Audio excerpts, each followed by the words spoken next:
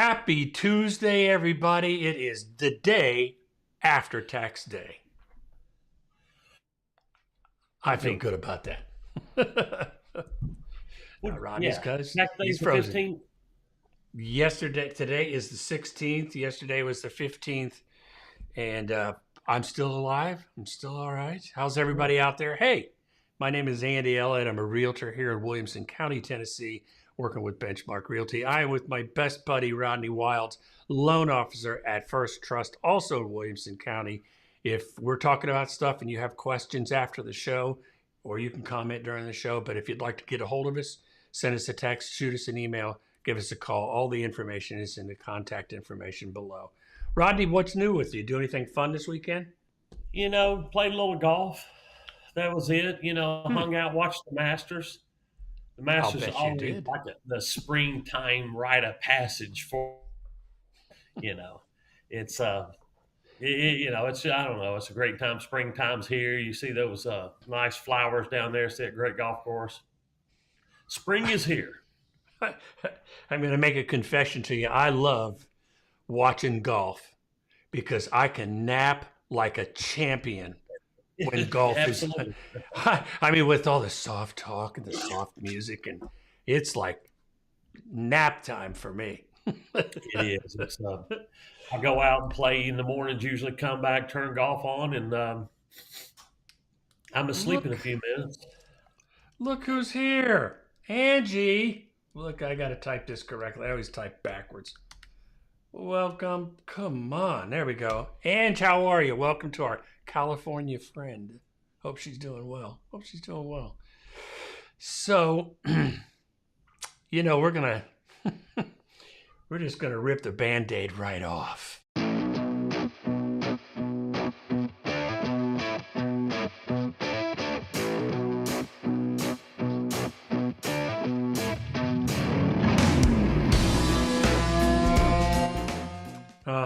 There we go. Wing. Hang on.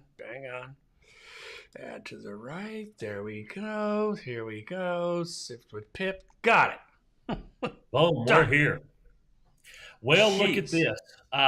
Red is bad. Green is good. This is a 3-month look. February, March, and April.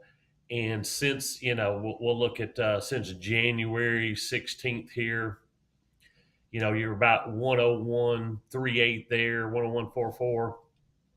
And we have dropped down to just over 99. So, it's about a 1.5, it looks like, something like that over the last 3 months, which is, I think Fox had the news, the daily rate at like 6.88 or something like that. Andy, was that something like that? Today? So, yes. I've got 7.5 over here. Okay. That may have been the 10-year they was looking at, but 7.5. Yeah, that's wait. That's for the average rate that I always talk about. It has nothing. Yep. I was wrong. The average 30-year fix is kind of what I'm talking about. So okay, it's gone up over the last 150 basis points, 1.5. It's about 1.5 is probably about 0.75% in rate, or maybe just a hair less. So that's what we're talking about over the last 3 months. We've seen a really good gain back in October through the end of the year, and then we're kind of getting hit with just a little bit of it back right now. Yeah, and the last thing about rates, the Fed chairman speaking with Canada today. I don't think it's going to be a whole lot out of that. Do you think, Andy? But we are getting hit right now. Which is, we're kind of getting used to it a little bit. It's how, I have to tell you, and again, I'm looking at, for anybody that watches me, I try to qualify this. The numbers that I use are from Mortgage Daily News. Yes, or Mortgage News Daily. And they publish one rate that seems to be average. I don't know that it is. And Rodney is saying that for the normal public, it's probably less than that. But what they're telling today is 7.5. Yeah. That's what they're talking about. Is it good? Is it bad? That's kind of rough going. But here's the thing I wanted to point out, and I'm wondering if, does this happen? I'm going to do it this way. Bing, bing, bing. You see where he was talking about that? Jamie Dimon? Yes. Rodney, do you think, in your opinion, does that kind of a thing, did him saying anything have any kind of an effect at all? Is that a silly question? No, I don't think it's a silly question. I think anytime Jamie Dimon speaks or a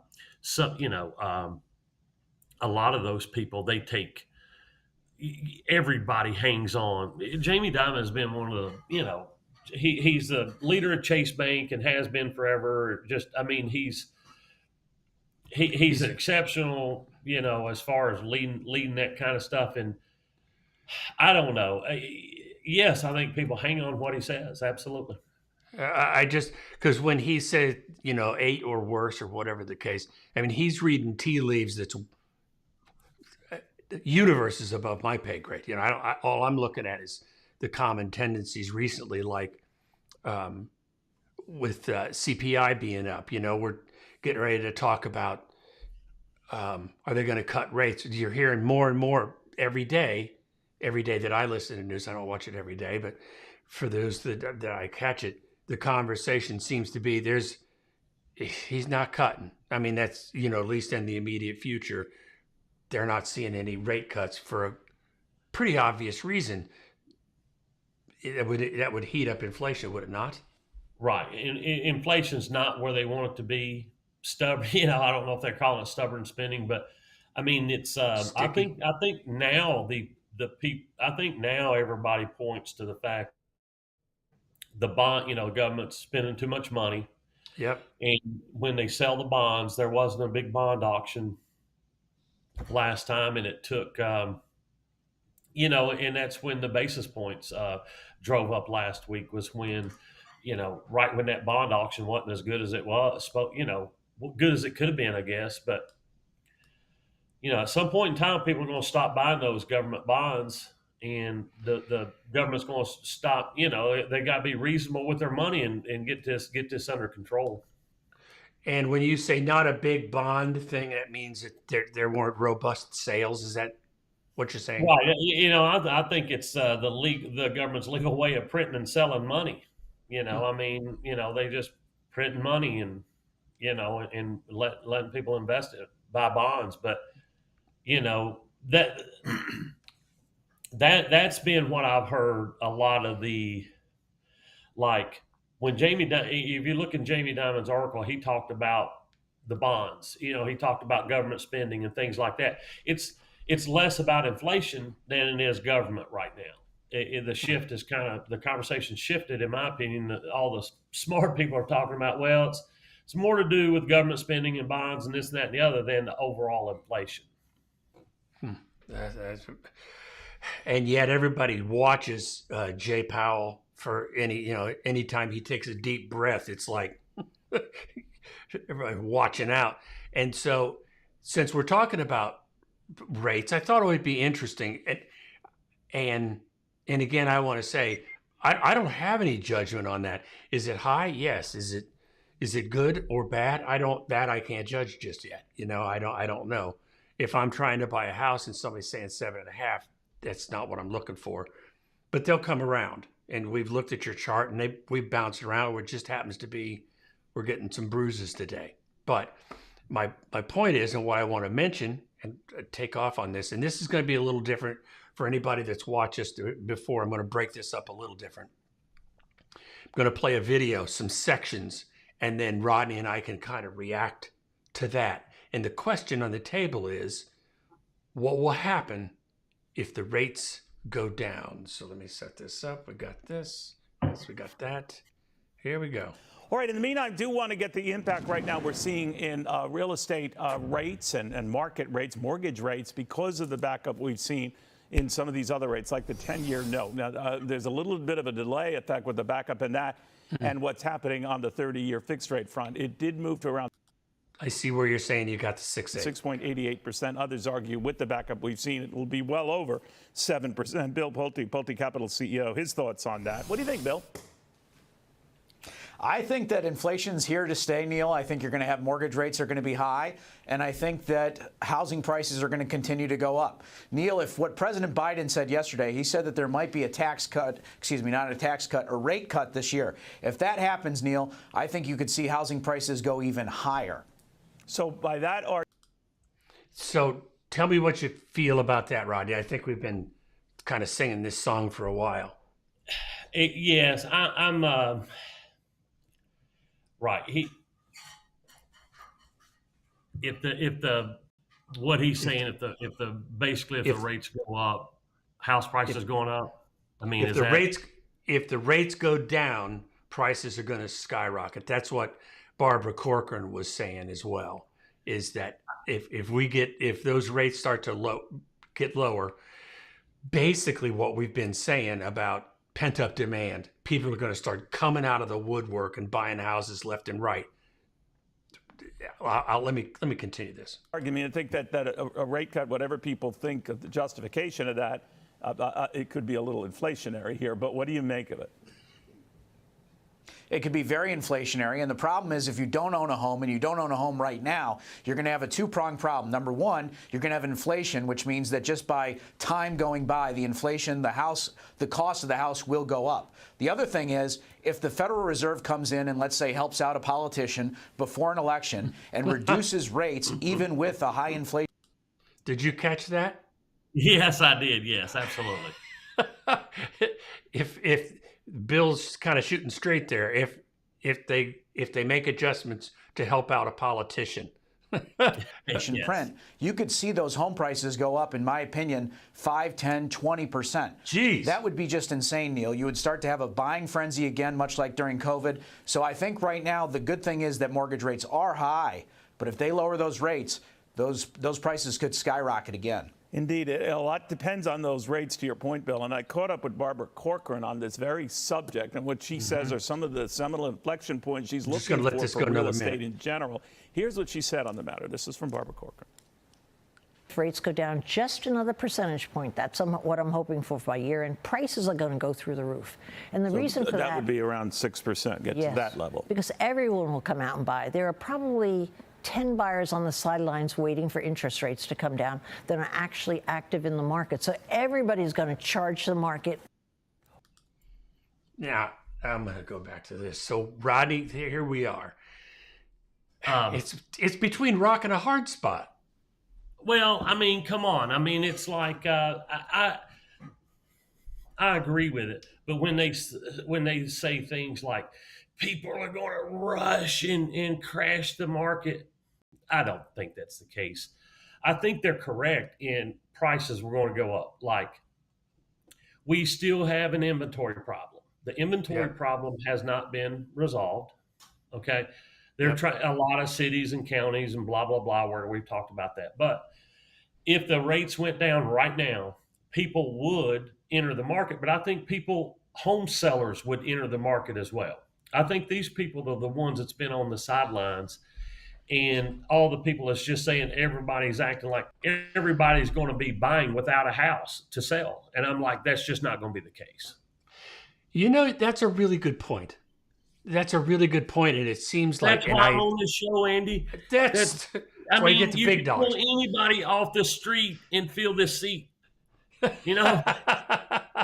Here's what I'm saying is what Barbara Corcoran seems to be saying, and maybe Bill a little bit too. I would never try to. Those people are smart, but you're also making an excellent point that if rates go down, buyers will come into the market, but so will sellers. I mean, I'm not.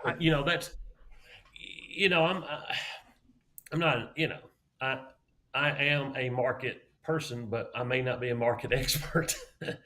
But I mean, it's just been like for our region, our area, we've had such an influx of buyers without selling.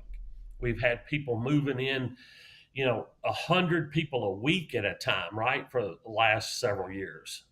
So I think when the rates get down, I think they're correct, but I think they're going to enter the market at a decent pace, and they're going to be bringing homes to sell with them. So, hi, Philip. Philip has gotten in the pool. Here we go. A house is worth what it's worth. You're saying every house will have a ridiculous bids.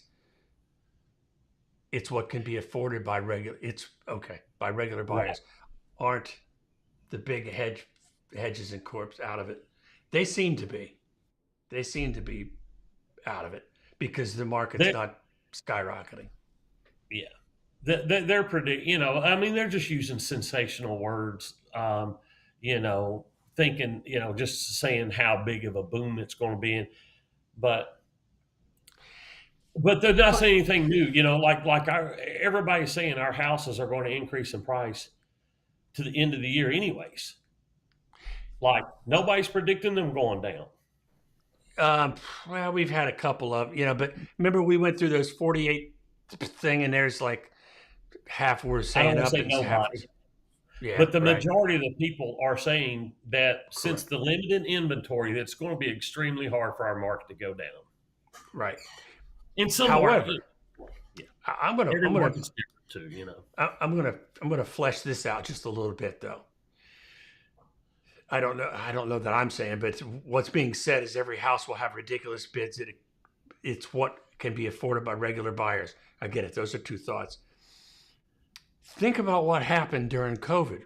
There were ridiculous bids. Mm-hmm. I mean, what a house was worth absolutely changed complexion completely during those things. Now, what we've had, though, now is things have normalized a little bit. What seems to be they're saying is but there's two things that are fighting each other. One, I think for buyers, isn't it interesting? We said this 6-8 months ago about high mortgage rates being normalized. Nobody's talking about, if you ask somebody about 3%, even the people that were dreaming of it are going, that's never going to happen. They've let that dream go, Right. If I could get to 5.5, I'd be in heaven. It's what a change. That's normalizing these things. So, and she's talking about 6%. 6% being normalized, like. Yes. Right now, maybe. I mean, if we spend another year between 7 and touching 8, I mean, you're going to eventually like 6. I mean, 6.2 is looking like Sweet City, But then the other dichotomy, I guess would be a good way to put it, the battle, is the home sellers that are hanging on to guilty right here. 287. I'm going no place. Right. So you got people that do want to move in because it seems reasonable at 6, but people that are not willing to give it up. Anyway. But here's a huge difference in my opinion. Like I'm ready.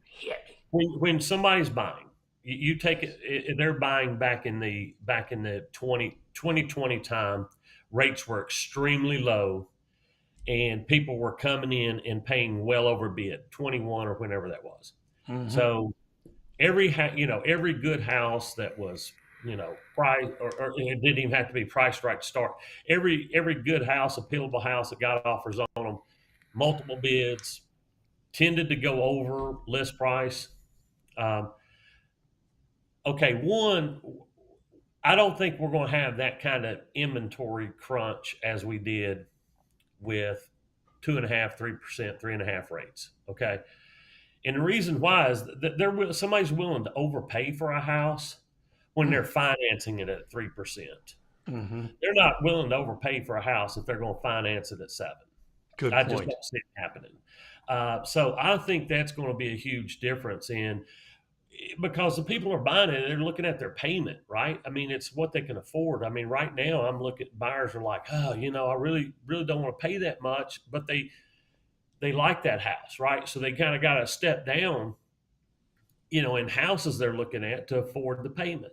So that's where I think the balance of this is out. I think I think the people that Philip's talking about sensationalizing this, that they're going to be ridiculous bids. they're not going to be ridiculous bids, because the ridiculous bid is going to be, if it's financed at a, at a pretty high rate right now. Mm-hmm. And so I don't think it's going to be comparable, but maybe similar.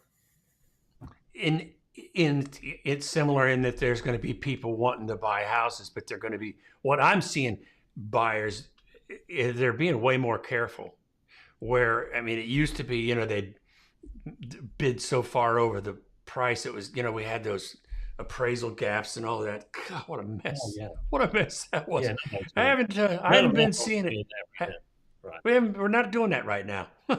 Yeah. And that is like from one world to another in 18 months. It's like, Jesus, what a change. Mm-hmm. It is no wonder. And then I don't even want to say it. And then you add the settlement and the NAR settlement into the mix, and it's like, yeah, just enough confusion for people to wait, restart, do everything else. So we'll get into that in a minute. Yeah. So the next question I've got, and I thought that this was really, really good. I'm going to pop this open this way. Yeah. Should you sell your home now or wait for summer? Sorry, that's off balance there a little bit. I think that's an interesting question. You start us off, Rodney. What do you think? Well, I'm gonna give you my answer. Here's ready. What I think. I think the NAR settlement has provided buyers and sellers, if they've looked into it at all, it's not hard to figure out. Like for them, they're, they may be off the rails a little bit, thinking that they're going to save 6%, or some of them that on the other side thinking they might save 0.5%. However, I think the majority of the sellers right now realize that these commissions are negotiable. So I think the time to sell is based on your market. You need local help, a real estate agent, to say, is right now the best time to list? Because a NAR settlement doesn't come into factor for me. The fees that they're already talking about are already negotiable. If a seller comes to you, Andy, and says, I want, you're going to deal with that. Your job is to say, take a listing or whatever and try to put a deal together. Buyers want to buy, sellers want to sell. So I think that, I don't know, it's you contact your local person and you see what your local market is doing at that moment. That's what you need to do. Like for me, I don't see in 6 months I should wait. If I was selling something, I don't think I'm gonna get more for it in 6 months than I would. You know what I'm saying? It might increase a little bit, but I'm not looking at some crazy. So it's market driven. It's not NAR driven. I guess my a 10-minute dissertation of what I just said to bullet down to is to talk to your local real estate agent, because each market is different, and you need to try to do the best in your market. I don't think the NAR is going to make any changes. Okay.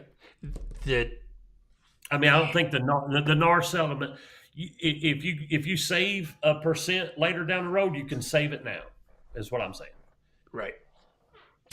Yep. And I suspect that you're probably right. But what's happening, and I'm going to tell you a couple of stories. First, here's my number one thought. And I'm just going to say it.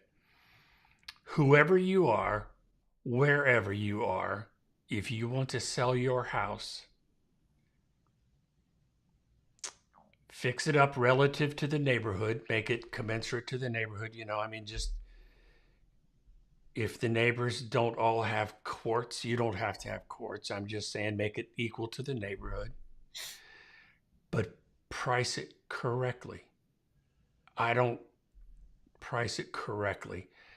if you want to sell your house, because here's what's happening, and there's still some folks, and I understand that, and I call it a hot market hangover, where it was easy to sell a house for, and this is what Philip is talking about here. We'll get to his comment and question. It's a good one. Houses sold for more than they sold for exactly what they were worth, but they were selling over list price a couple of years ago easily. And people are still have a little bit of a hangover on that. Not these grandiose thoughts, not trying to get 600 for a $500,000. They're not doing that, but they're higher than they should be. Just price it right. That's all I'm there's a lot I'm not saying. Just price your house right. If you want to sell it, I don't care when it is, now or later, price it right. What do you think about the question? Would you sell now? The reason that's a dicey question is because it depends on what the seller is after. Because here's what's happening is, exactly. And I'm going to give you an example. I'm going to change all the numbers, but this is a real world example. There is a seller. Let's say that his property is listed for $4 million. And he's got it listed in the MLS. It's costing him $200 for a discount broker to get that $4 million listing in the MLS, to get it published for people like us to see. When it comes down to the commission, it says call the seller directly. I mean, he is going for broke. This guy, when it comes to the NAR settlement, he is an early adopter. He's created his own world, right? Which is negotiable, right? I mean, he could negotiate himself a fortune, or he could end up costing himself $500,000. But I am not, Angie. I am no, ma'am. I'm just telling you what the question was. Should you sell your home now or wait for the realtor settlement? I'm telling you, this guy's responding to the settlement before it's even there's no changes been in effect yet. There's only been verbiage that's not even approved. However, NAR has said they're going to change. I don't think that's negotiable, where they're going to remove the commission from the MLS, and that we have to have broker buyer agents sign agency agreements before we show houses. Those are the two things that have changed. And I believe that that's going to happen. Yeah, they're subject to they're slated to take place during the litigation. Yes. Yes. So if I say sell now, somebody's going to say, well, he's a realtor. Of course, say sell now. That's exactly what we'd expect him to say. I had a troll say that the other day. I was like, shut up. If you're trying to sell your house, you're looking for a buyer, it seems to me that the benefit would be on your side if you were to sell a house before complete confusion reigns in August, if that happens. Because when the NAR settlement hits, who knows what's going to happen? I sure don't. Nobody does. And the key is, heck with the rule changes. It's what it's a confusion that people are going through. That's the issue. So until that hits, if you're listing your house and you're offering a commission, and a buyer feels safe that they won't have to pay it, the chances are pretty good they're going to make an offer on your house if it's priced correctly. Yeah. I get that. I totally get that. Yeah. Yeah. I think the first part of this settlement's not going to be enough to, I think they're going to figure out a way to get these homes sold. That's what they've done. Their whole good ones hold deals together, put deals together, and keep deals together. Good real estate agents do, and that, to me, I think that's what they're going to do going forward. So let's look at this. Okay, house around here sold 2 years ago, overpriced. Now, guy's trying to sell it, and is asking more than anyone has gotten in the neighborhood to try to just get even. Oh, yeah. So you're saying that he overpaid and he's trying to break even. Okay. Right. But see, yeah. I mean, if you don't want to overpay and move in 2 years, that's for sure. Mm-hmm. That's pretty quick turnaround, I'd have to say. Yeah. All right. So they're saying, why is spring such a popular time? Would you rather be unloading boxes in a snowstorm or heat wave? Okay, I'll give you that. One of the main reasons spring has been popular to buy a home is for families with children. Ideal time to close on a home because you're just going, in my view, going into summer, settling into things. That's pretty good. Case for getting on in spring home buying season, settlement could present a major downside to home buyers. Now, I'm going to read through this. Under the current system, there's a couple of inaccuracies in here. The topic is, or this part of the article is, the case for getting in on spring home buying season. The settlement could present a major downside to home buyers, period. Under the current system, the buyer's agent commission is baked into the total they pay for the home. That meant buyers could pay that added cost over the entire length of the mortgage. That's essentially correct, essentially. But after the settlement is finalized, many may have to pay flat fees up front to agents, maybe. That would add to the financial burden for home buyers, maybe, especially first time, no doubt. And that's on top of coming up with all the money they need for home down payment, closing costs, a lawyer, closing costs, and all the other fees associated with buying a home. There's some accuracies there. Buyers, therefore, may have more incentive to close on a home sooner rather than later. That's what I was just saying. Yes. There's also no guarantee the federal court will sign. This is the key in my world view with all this. There's also no guarantee a federal court will sign off on the settlement as is. Nobody knows that. The unknowns associated with that are enough of a reason not to wait to list your home. I don't know that I agree with that statement, but it's the unknowns that's driving everybody crazy. I mean, including me. Yeah, I think it's just, I'm trying to keep it very simple in the fact that, after hearing hearing some of these calls and hearing all the NAR people and MLS people talk about how they're going to manage it, I think it's going to work out. But I think what's like right now is people, instead of, there is confusion, but I think also the general message of this whole thing has been heard loud and clear, is that it is I think they're trying to help home buyers buy homes with less fees. I think they're trying to help home buyers with the cost of buying a house. Now, that article only suggested the fact that every home buyer is going to go in with a buyer's representation. Like, they've either got to pay for it, the seller's got to pay for it, or nobody's going to pay for it. And what I'm more concerned about is people opting out of that process altogether and going straight to the seller. Like, they can call that agent there and deal with them and not have any expense. So that's what I'm concerned about, is if it becomes people trying to collect this out of closing from a customer. If the agents try to collect from a customer outside of closing for their realtor fees, I think that's where they're going to struggle in getting that money. I think it's still got to be negotiated in the contract, just like a home warranty or anything else. And I think that you're right about that. But let me tell you a real world example, though. And the reason I'm looking at this, I see your point that the spirit of what they're trying to do is, I think it's actually saving money for the home sellers. I think that they're trying to get buyers to carry their own weight as far as representation goes.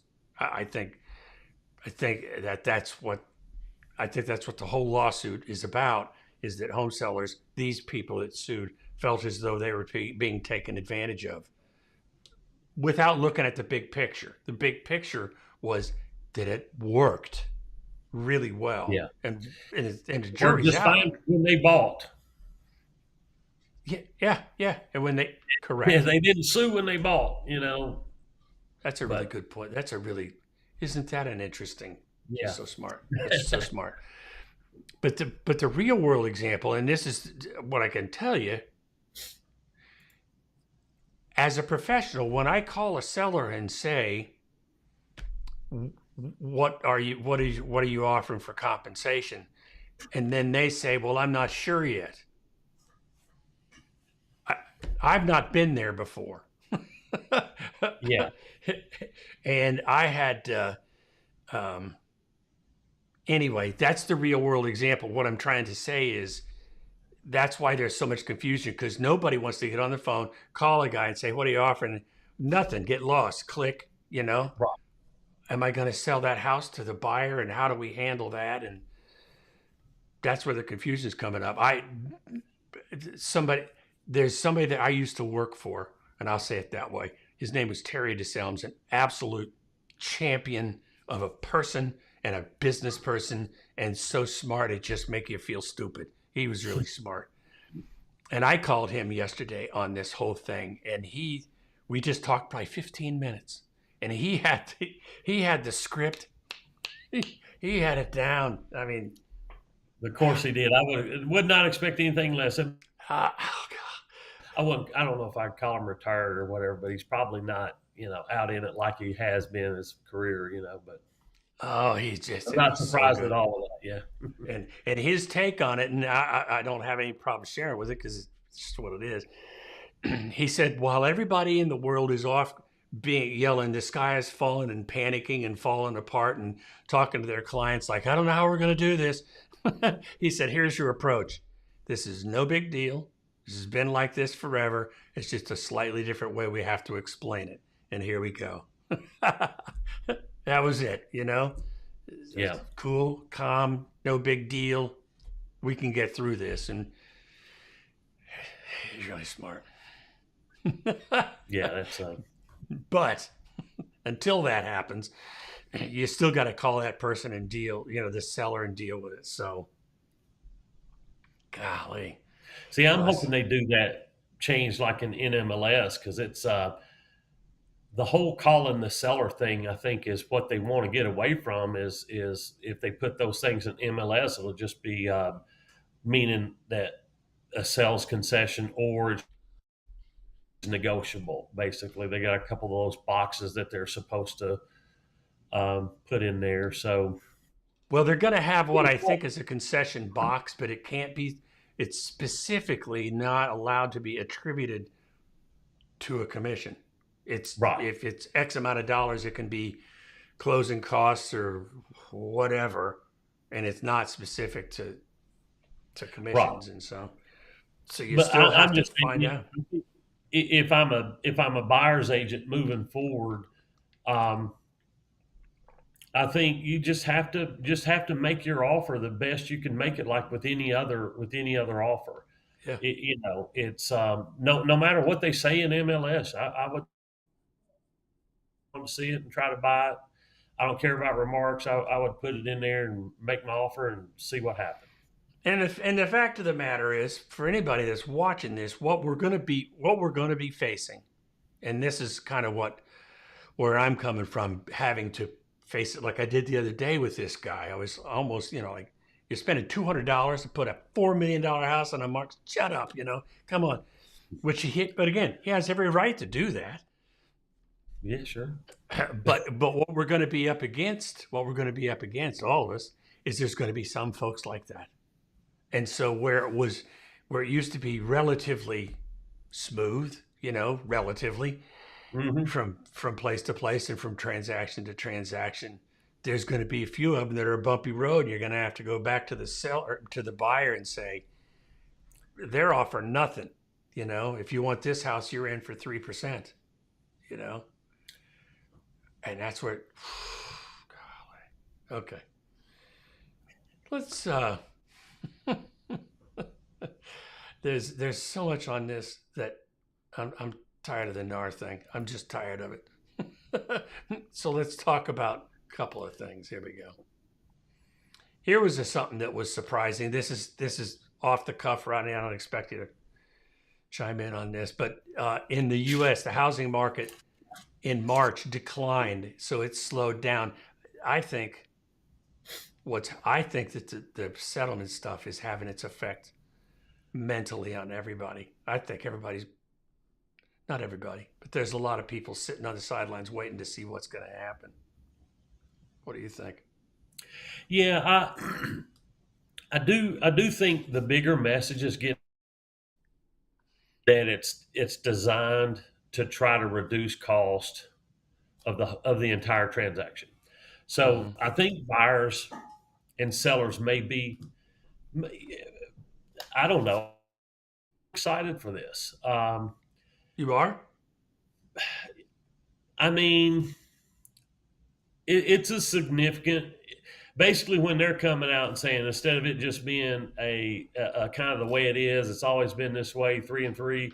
It's become fully negotiable. I mean, and people are going to get their value, like people who can articulate and express it and build relationships. They're going to, be fine. They're going to be able to do that. The people like Terry said, treat it like it's no big deal.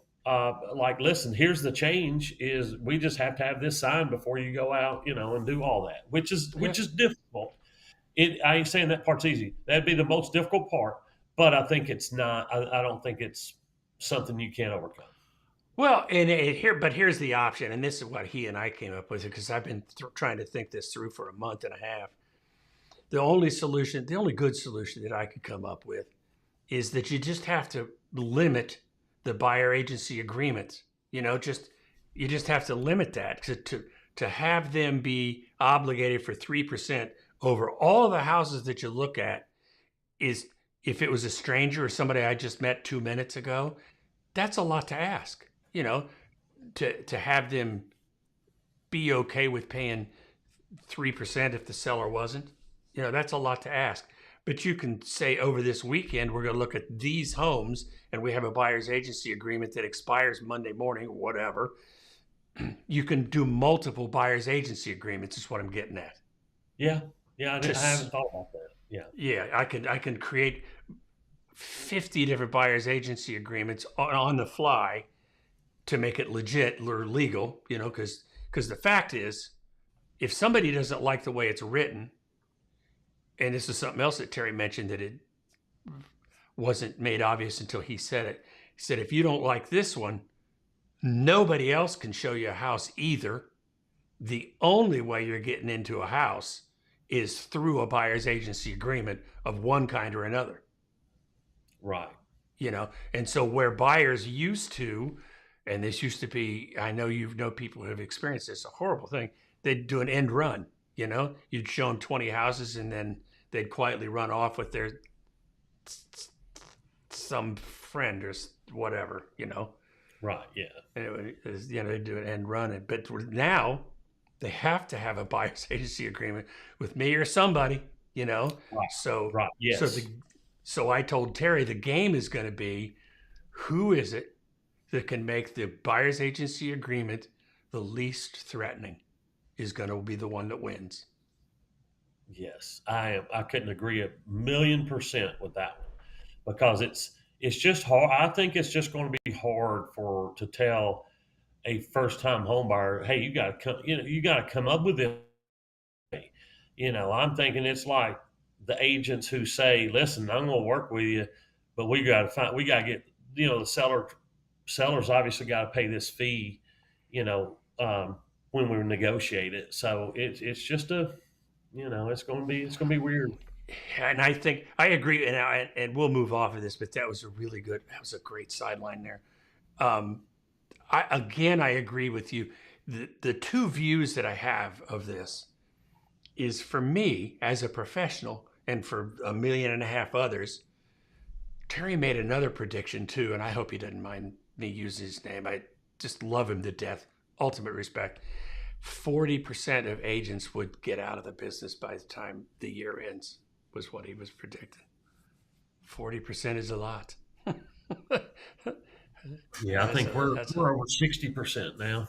Yeah, but the two views I have of this is that trying to figure out what's going to happen, and then everything after that. Because I agree with you. A year from now, we're probably going to be saying that wasn't as big a deal as I thought. Plus the incredible transparency that's going to come out of this. Mm-hmm. No more of the fighting with how come it's this for that, and how does it, how do that splits. The questions are all going to go away. So the transparency ultimately is going to make it easier for all of us. Because here's the lesson you learn early in this business, at least from my side. Either it's a good fit or it's not.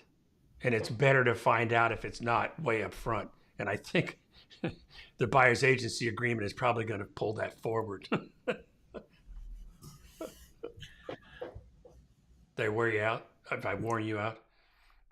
I agree. I mean, it's just like I said, I'm just trying to keep it simple and stick to those two rules. It's only applies to MLS, but I'm hoping the message is getting out. It's basically just about some fees are negotiable, and it doesn't cause a huge strain on buyers getting back into the market and getting representation. Yeah, it's amazing. Couple of things just to touch on. This last one I wanted to touch on was the housing market heats up or cools down depending on where you live. I thought this was interesting because I talked to some people last night. I went out to dinner to McCreary's down in Franklin, mm-hmm. and they got fish and chips to die for. If you're ever in Franklin, go to McCreary's for fish and chips, 2-piece. It's really good, really good. But they were from Naples, Florida, and they're thinking about moving up here. And like a lot of people do, they're looking for acreage and enough for the whole family. And I think that they're wonderful folks. But the reason they're moving here was because of the hurricanes and the insurance. That was and they lived in Naples, Florida, which I understand is pretty nice. Insurance is crazy. We need to have an insurance person on and talk about why our insurance. I mean, has your insurance gone up? I mean, I think my insurance on my house is, I don't even know what to say it is. It might be like $8,000 now. Oh, Jesus. Wow. Holy, yeah. Well, mine went up, but nothing like that. I know that auto insurance went up. What? Golly, Yeah, and I've got a 17 and a 21-year-old. Yes, and do you know, like every car that I have, that they're like, they get insurance on it. I'm like, they ain't ever driving like this car or that car. I'm like, they will never drive that car. You know what I'm saying? I'm like, well, why do I have to? I'm like, no, if it, they just don't do that. I'm like, whatever. Oh, man. They got you literally coming and going. And if they don't like you, they drop you. Jeez Louise, we need to be in a business like that. Maybe. I don't know. But homes that are appreciation fast is what we're talking about. Is just real quick, just to finish up the show. Housing markets, ups and downs across the country. We know that some areas are hot, some are not, and that is included. That is local. Like in Nashville area, there's some areas around here that are pretty hot, and some that not so much. But in this particular example, homes that are appreciating the fastest in costly coastal California metros and Seattle. San Jose leads the pack with a 3.3% increase in price, followed by San Francisco. That's a surprise. I thought that was kind of falling apart. Yeah. Followed by Seattle and San Diego and Los Angeles, all showing price growth of 2% or more. Home price growth is more subdued in southern metros like New Orleans, San Antonio, Tampa, Orlando, Jacksonville, with monthly growth just over 0.5%. And I guess Austin is taking a hit. Austin is, I mean, that used to be like the sweetheart of the South, and everybody was moving there. And I guess that love affair seems to be over for the minute. Austin and Nashville were very parallel throughout the years as far as growth and things like that. Yep. And there was one, I read it yesterday, they were predicting, and we know how those predictions go. Sometimes they work, sometimes they don't. But there was the top 75 cities and how their growth was going to go. And Nashville was number 3rd, expecting a price growth drop or a price drop of 1.3%. 1.3. Mm-hmm. Does it mean anything? Doesn't mean anything. It just does mean that the market's cooling down a little bit. So that's about. Yeah, if the rates turn around, they'd be up 2% really quick. Yeah. So a couple of just final thoughts, and that's going to be. This is talking about price cuts. Tell a similar story. Over 20% of sellers cut their list price in March. The highest percentage. That's an interesting fact. The highest percentage for this time of year in over a decade. And that's going to be, I think, twofold. Part of that, 20%, is the hot market hangover people. Mm-hmm. And 20%, and a little bit more of that percent, is there's just not enough buyers that are hot after it. That'd have to be a mix of that. Because you've just got to mix those overpriced houses in there. You have to. But it sells right here. Sellers, which is not news, sellers who price their home correctly and amp up their real and digital curb appeal shouldn't have a problem cashing out and moving on. I'm telling you. Has that ever been said? I had never heard that comment right there. Yeah, no, that seems to. I'm gonna have to take notes on that. Yeah, that may be that's like the number one rule of real estate. Outside of location, right? Yeah. Here, we've talked about this, articles like this. Throw that up here. Which? Philip's last comment. It's on the funny side several made. Oh. Yeah, me and you covered an article not too long ago about people blaming the baby boomers for not selling. I mean, it's boomers, whoever. Everybody gets blamed for the millennial stuff. Like now, it's the boomers not selling fast enough. Yeah. I mean, most Americans 60 and older do not intend just to get move. out, just get out. Let me have your house. The next will be we should be giving them equity. Yeah, and I just think it's really a good article. Should have probably tapped into that, Philip. That's really a good thought. But you really debunked that whole idea, because remember they were talking about it's the silver tsunami. The silver tsunami was coming, right? Yeah, the tsunami that lasts 10 years. Yeah. Yeah, it's the whatever the baby boomers is 30-year deep. Man, they're not all going to sell at the same. Yes. Yeah. Well, yeah. Golly. Well, your internet's trying to tell us something. So, you have any final thoughts there, Rodney? I guess not. No, just that we'll keep hashing this, keep talking about this NAR change. It's going to be, just try to support our buyers and sellers with this change and keep them updated. I want to bring up one thing before we go too. I don't want to be leaving her out hanging. Do you think in the future buyers and sellers will just agree to meet in the middle? And therein lies the entire. I don't want to call it a problem, but the challenge. Because to split, let's just use real quick example: $500,000 house, commission on each side is going to be 15 at 3. If that was what it was negotiated. Understand, everything is negotiable, but in this example, I'm going to use 3%, 15,000. As a first-time buyer, it's hard enough for them currently to come up with their down payment, their earnest money, all of their funds, resources, all of that, to put that together to buy a house, and then to add another $15,000 on top of that, which is what we're accustomed to, which, fair or not, that's what we were used to. It makes it more difficult for them. That's the catch.